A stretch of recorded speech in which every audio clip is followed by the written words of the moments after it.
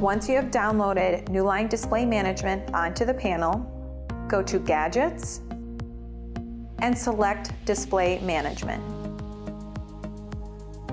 A number will appear on the screen. Open the web portal and select Add Device. Enter the 6-digit number into the portal here.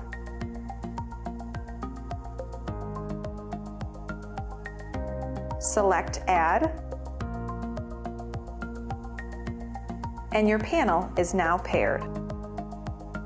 It's that easy.